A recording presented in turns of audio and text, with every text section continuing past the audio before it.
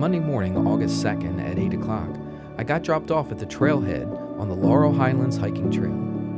I said goodbye and thank you to my new friend Dane for dropping me off at the trailhead and began my 70-mile hike from Seward, Pennsylvania to Ohiopyle, Pennsylvania. I plan to walk 5 days, finishing on Friday afternoon, August 6th.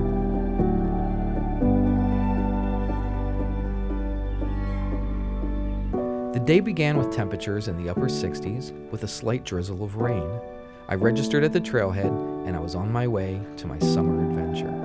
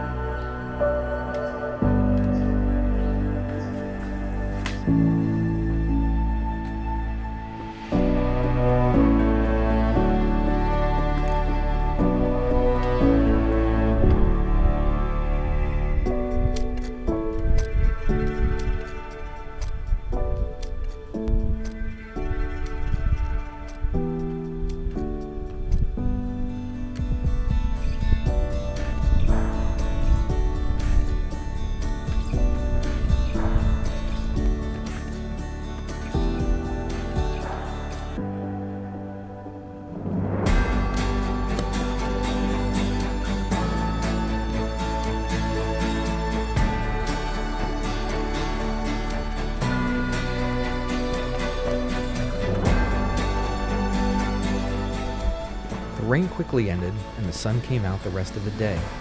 After only 3 miles of hiking and climbing 1,200 feet in elevation, I saw my first view on the trail. It was of Johnstown, Pennsylvania.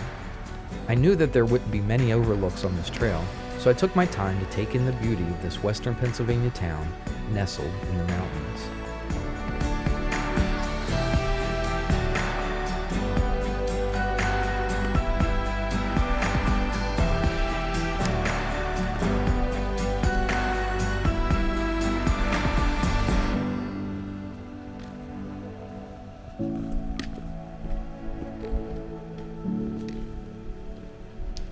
A couple miles later, at mile 64.9, I came upon the first shelter area on the trail named Route 56 Shelter.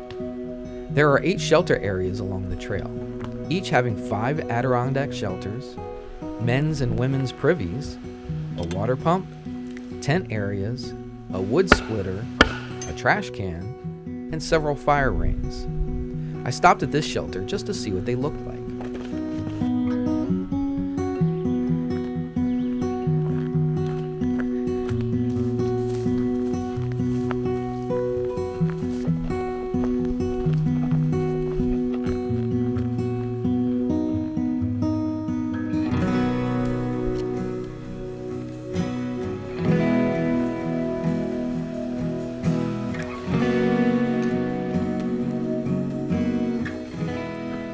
About 7 miles into my hike, a little after 1 o'clock, I stopped beside a logging road to have lunch. I had pepperoni, crackers, some trail mix, and some flavored water. It was a welcome break, but it was soon time to continue on.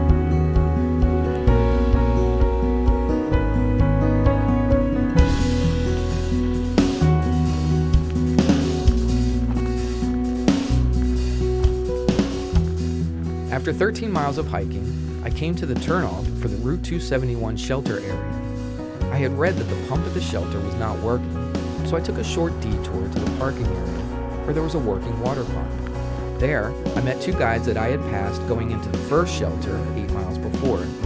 They helped me pump water into my water bag. I then filtered the water so that it was safe to drink. It was another 1 mile walk to get to the shelter area.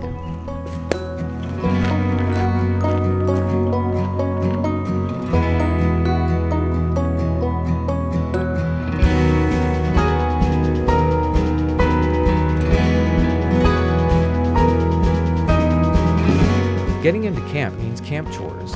The first thing I do is hang a line over a tree branch so that I can hang my food bag to keep it away from animals that might want to share my food. Next step is to set up my tent. After that, I blow up my sleeping pad and get everything ready for bed. The last thing is to make dinner. This night, I made a Mountain House lasagna meal. I even met a couple ladies who were school teachers and we talked for a while. After hiking for about 14 miles that first day, it was time to retire to my tent and get some sleep to get ready to do it all over again the next day.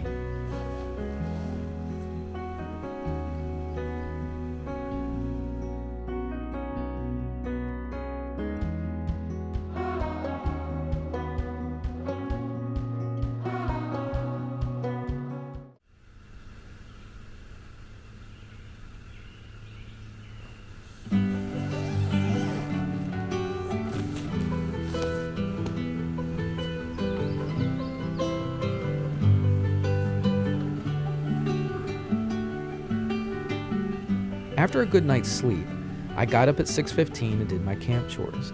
I took down my food bag, packed up my tent, filtered my water, drank my breakfast essentials, and at 8 o'clock, I made my way out on the 1 mile hike to the trailhead.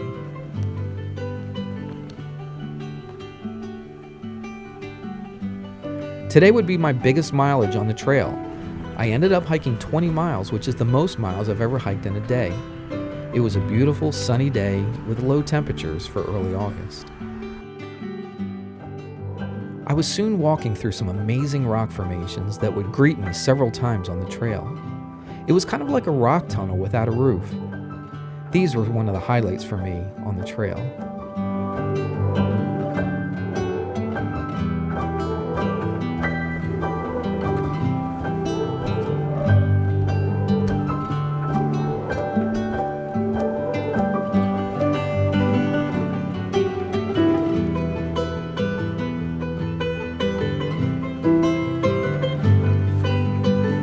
For the next several miles, the trail went up and down many steep hills. Fortunately, the hills didn't last too long. It felt like a not-so-fun roller coaster.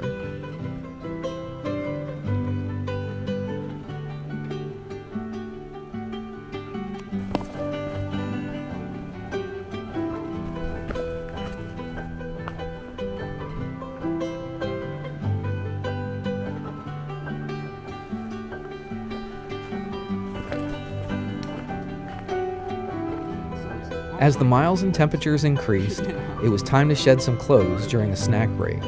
I had a conversation with a hiker that was doing a yo-yo hike, which means he hiked the entire trail northbound, or Nobo, then turned around and hiked it again southbound, or Sobo. One way was enough for me. I did expect that, so. But there was two guys that were in front of me, and they got to the shelter, realized it wasn't water, and said, "We went from the shelter to the parking lot, and then back to the shelter again." One of the unusual things about this trail were the cement mile markers placed every mile. These would not only let me know where I was on the trail, but were a psychological boost to know I was making progress.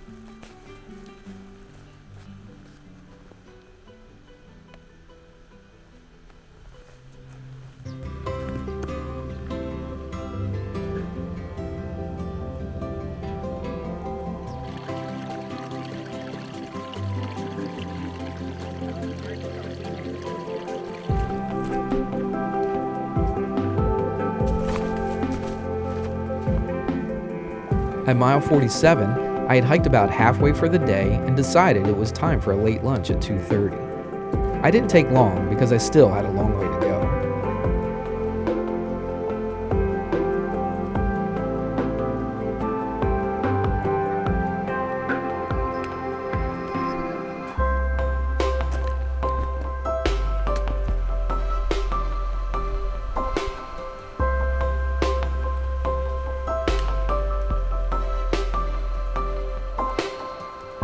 I got to the Route 30 shelter, but walked on by because the day was getting shorter and I had miles to make.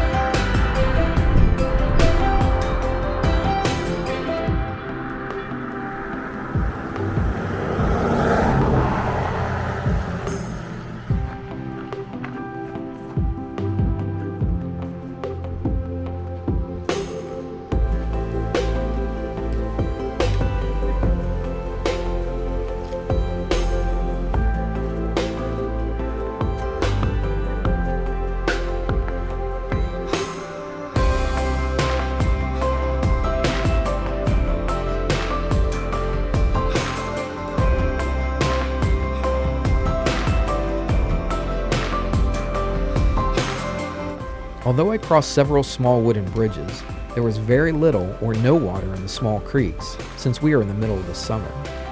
It's very important to fill up on water at the shelters when on the north end of this trail.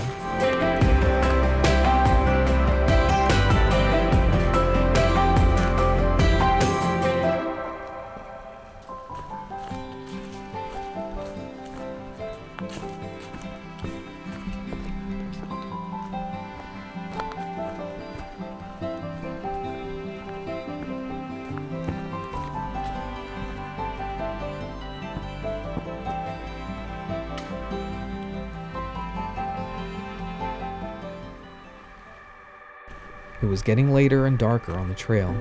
The temperature was dropping, and I could feel a storm rolling in. Walking through the pine forest covered with ferns and a light rain was such a calming feeling. It was one of those small, simple moments that's a reason why I'm out here in the first place.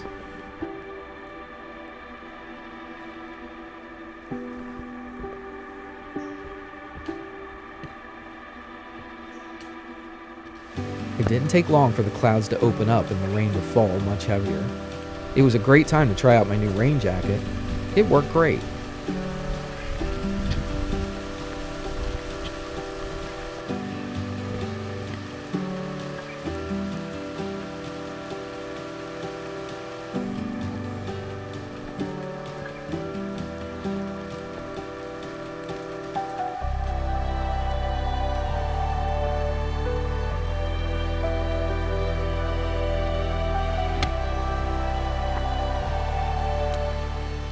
I soon got to Beam Rock, which I was looking forward to seeing, but with the rain and the lateness of the day, I decided to just keep walking by and not get a closer look. Maybe next time.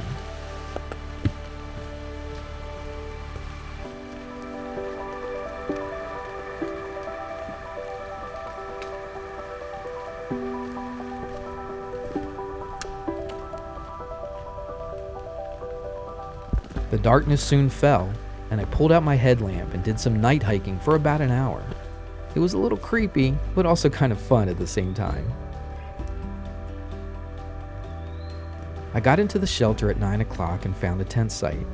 After hanging my food bag and setting up my tent, I sat at a nearby fire ring and made ramen noodles for dinner. Nothing like sitting all alone in the dark eating dinner at 10 o'clock at night. With all the detours and walking back to get my camera, I ended up walking 20 miles for the day. It was a tough day, but also a great day on the trail.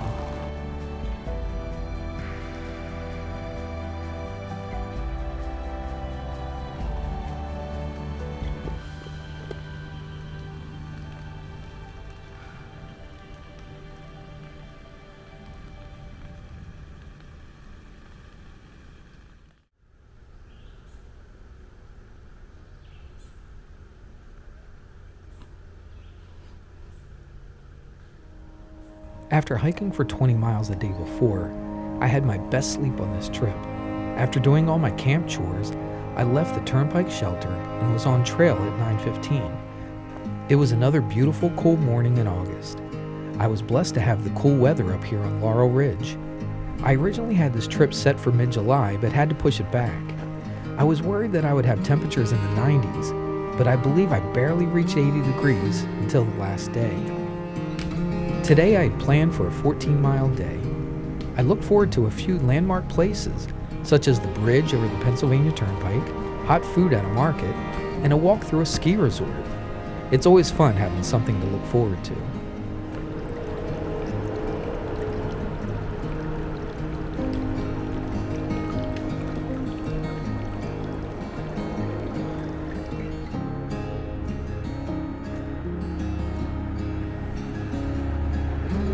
About a mile into my hike, I came across the Pennsylvania Turnpike Bridge, a 10 feet wide, 184 feet long structure that cost $1.3 million and opened in 2012. The bridge is used by hikers, snowmobiles, mountain bikes, and equestrians.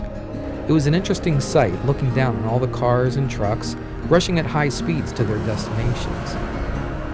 I was happy just to be putting one foot in front of the other to get where I was going.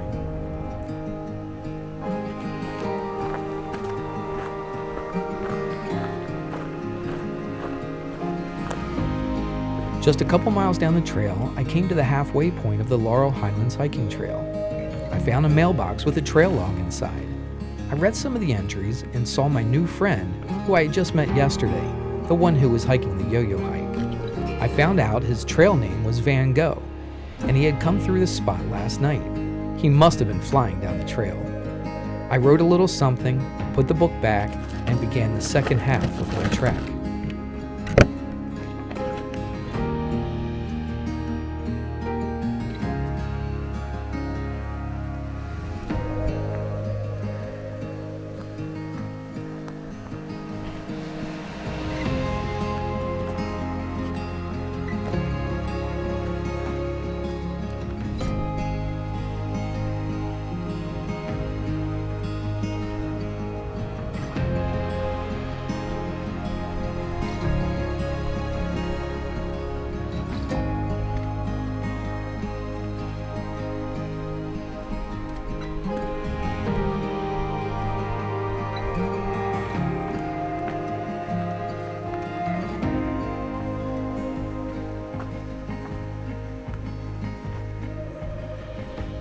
After a series of steep ups and downs for the last couple miles, it was time to take a well-deserved rest and hydrate.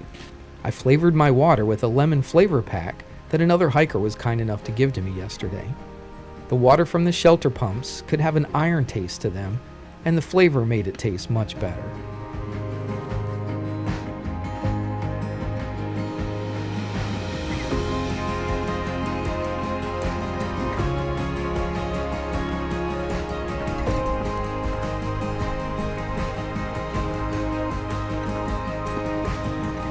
It was only another mile down trail, but I came across the Route 31 shelter. It was right off trail, so I took advantage of an extended rest in a shelter. My feet were really getting sore, so I elevated them and took a little rest. I stocked up on water and made my way down the trail again.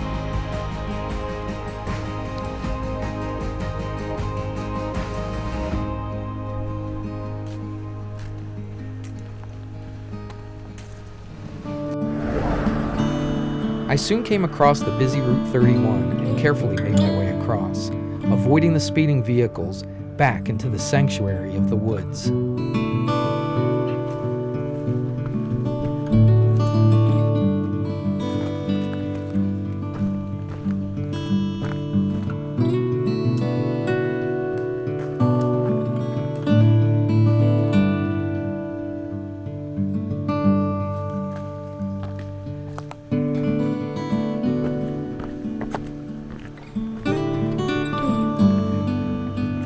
Dinner time was quickly approaching, and I was close to the Highlands Market at mile 28.3. A quick detour down County Line Road, and I would splurge on what civilization had to offer. I chose a meatball sandwich with a cherry Pepsi and a chocolate chip cookie. I tried to ignore the high prices and instead enjoy the bounty before me.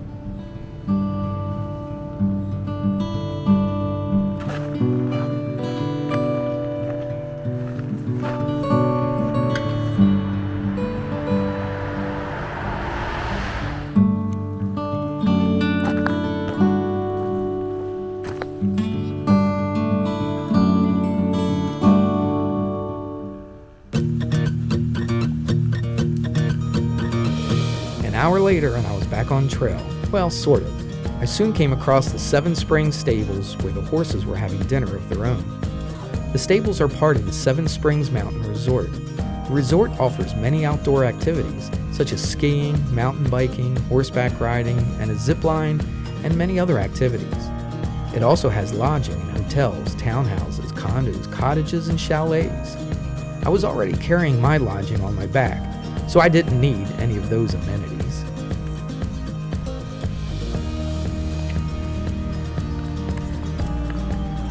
It was cool walking among the ski slopes in the summertime. If it was winter, I would have had a nice ride up to the top, and I could just slide down to the bottom. I came across Lake Tahoe, not quite like the one in California, but I couldn't stay too long. I was already behind schedule. It was back in the woods for me.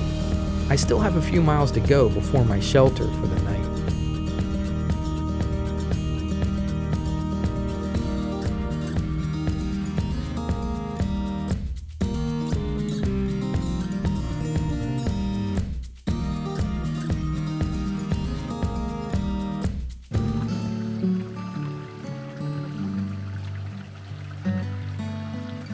With the darkness falling upon me, I found a slow-running creek before the Grindle Ridge shelter area, which would be my home for the night. Word on the trail was that the water from the shelter pump was the worst tasting water on the trail. I cameled up and carried 4 liters of water a mile to the shelter. There's nothing like water from the creek.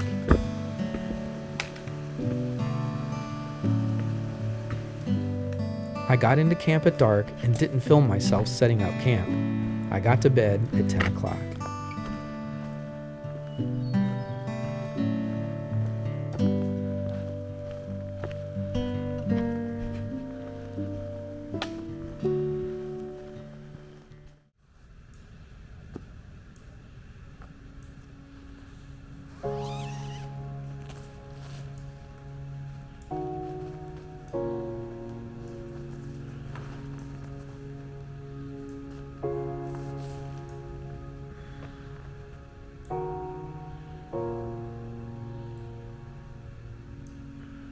After setting up camp in the dark the night before, it was nice to wake up and see the campsite in the light of day. This was the only tent pad that I've seen in the shelters. It was a perfect spot. The first thing I do in the morning is to take my food bag down out of the tree and wrap up the 50-foot cordage in a figure 8 pattern so it won't tangle.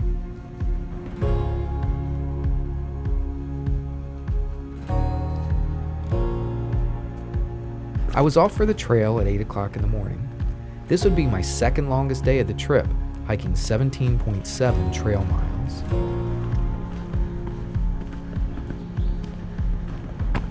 There are many more water sources on the last half of this hike. Although the creek levels were low, there was still plenty to drink. I decided to carry just 1 liter instead of my usual 2 liters, since there was frequent places to fill up.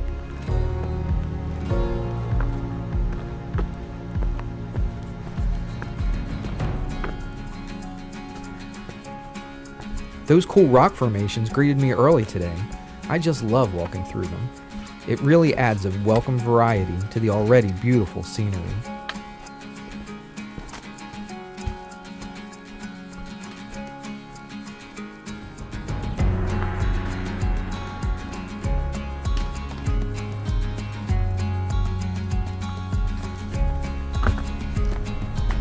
The best view I've had so far was just past the 22-mile mark on the west side of the trail. Just a few steps off the trail, I walked onto the large boulder and took in the beautiful valley below. I sat on the rocks, turned my camera off, had a snack, and took in the beauty of God's creation.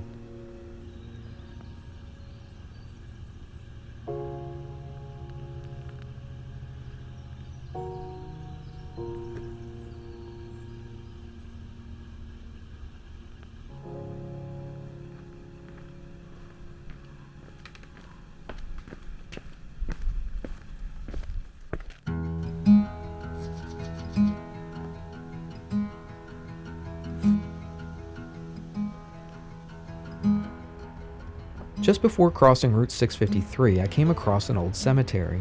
I found out later that it's the Dietz Cemetery. The dates on the graves were in the early to mid-1800s. Most of the gravestones were difficult to read, and some were so weathered I could not read anything on them.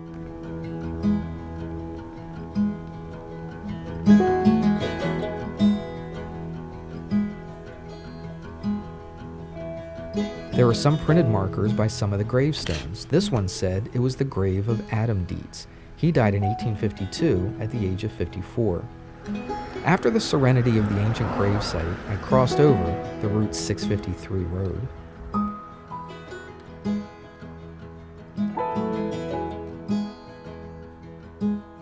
It wasn't far to get to the Route 653 shelter.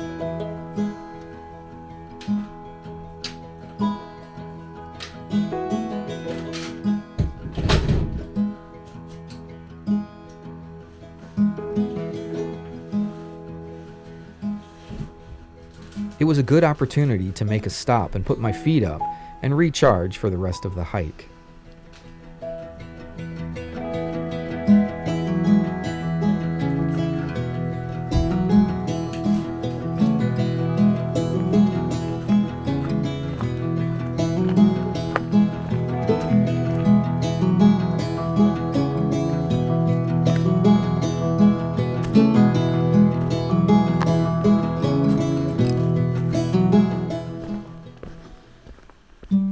The next 4 miles were a lot of ups and downs. It was time to just put my head down and knock down some miles.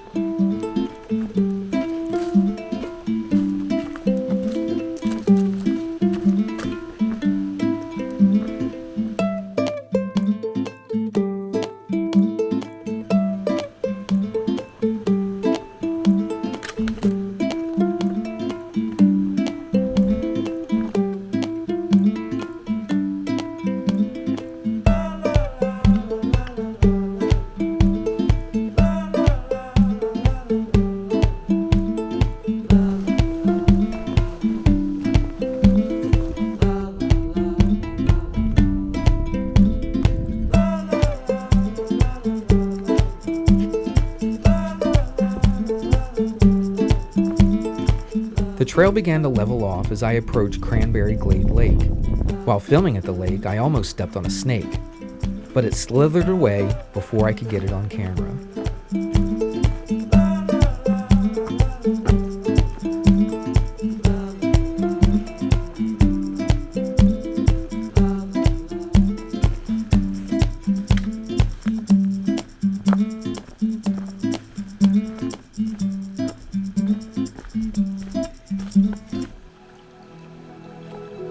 I was able to stop at the Cranberry Glade Run and fill up on water before continuing down the trail.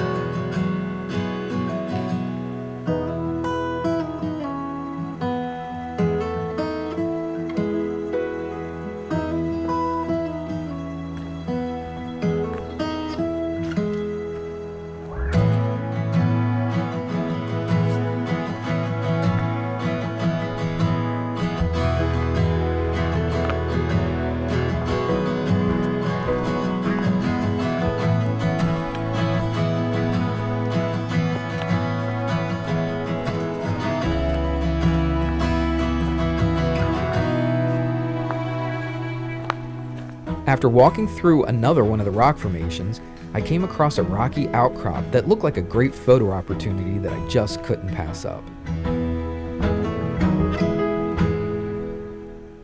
After getting to mile 8, I thought I had already done some pretty steep hills, but I hadn't seen anything yet. It was the deepest ascent I've done on any trail. Some call this Heart Attack Hill. Just before going down the steep decline, there was a great view of Sugarloaf Knob. It was a very slow, careful climb down until I got to the Ohiopyle Shelter trailhead.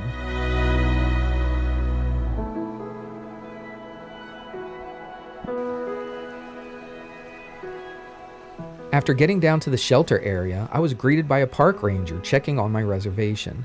He was very friendly and helpful, finding me the best tent spot.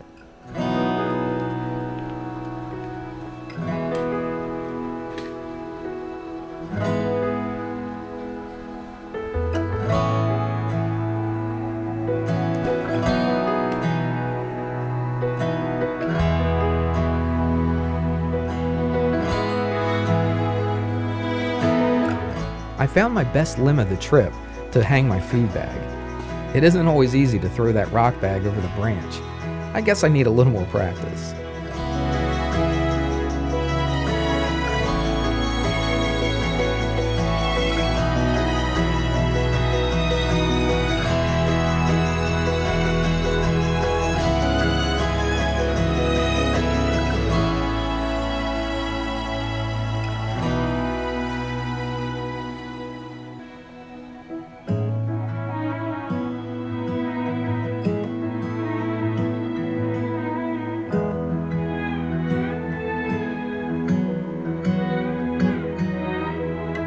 After setting up in a beautiful spot just above the creek, it was time to have dinner and spend my last night on the trail.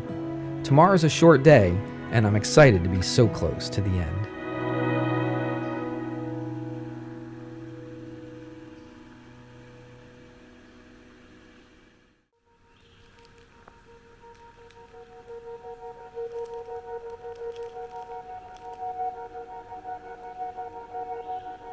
After packing everything up, I ate a Cliff Bar and some trail mix for breakfast to supply me energy for the steep ups and downs I would soon encounter. I was out of camp and on trail by 8 o'clock. I only had 6 miles to finish my thru-hike of the Laurel Highlands Hiking Trail.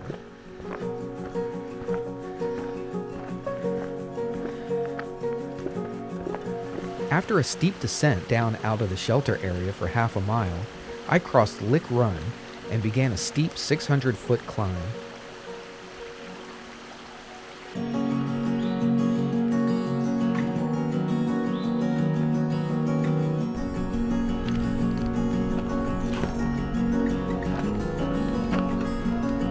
This climb was rewarded with a beautiful view of the Yaak River Valley to the east.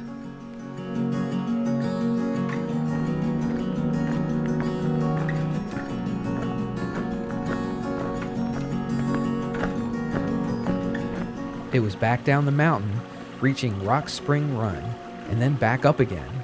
The trail then gloriously flattened out before the next view of the Youghiogheny River.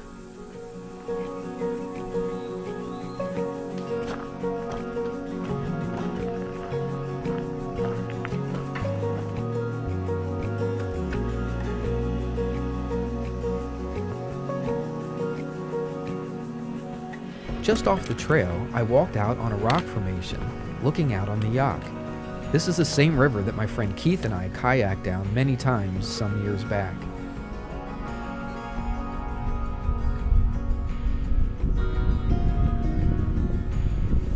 It was the first time I've seen the river from this vantage point. I could have stayed here much longer, but I needed to finish my trek.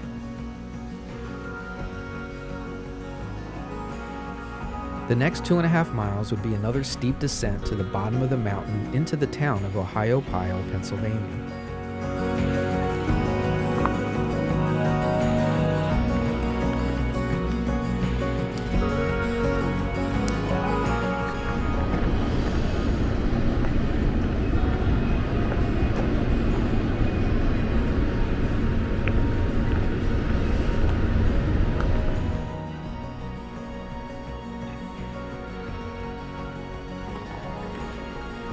Finally, after 5 days on the trail with my knees aching, my feet swollen, and my legs feeling like tree trunks, I had accomplished my goal of hiking the 70 miles of this western Pennsylvania trail.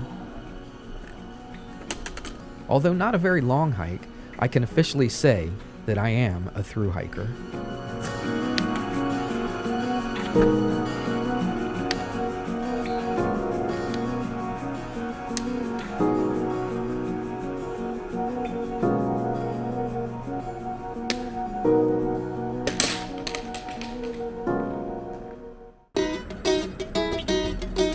A short flat walk into Ohiopyle, I crossed the mighty Yaak around noon and was soon off on another quest to find pizza.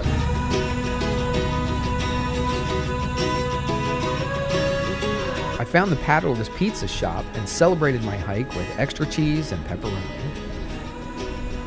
My day of walking wasn't finished yet.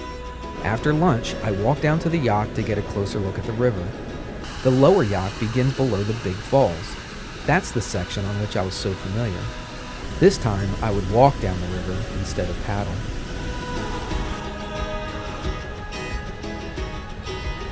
I walked a mile out of town to Cucumber Falls, a very popular attraction. There were more people here than I had seen in the last 5 days.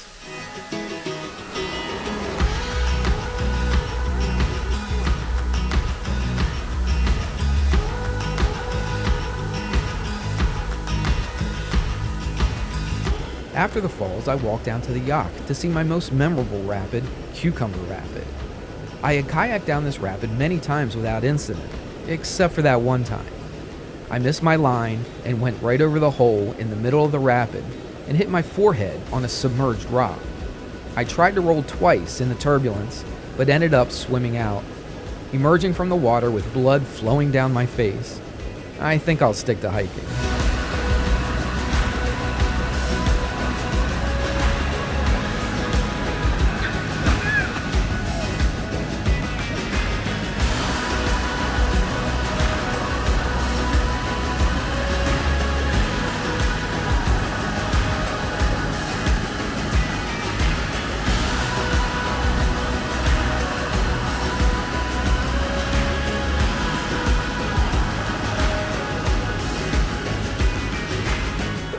After seeing all the sights, I finally sat down on a bench, looking at the river and waiting for my ride to show up at 4 o'clock. Well, it was the end of this trip. Now, I just have to think of where my next adventure might take me.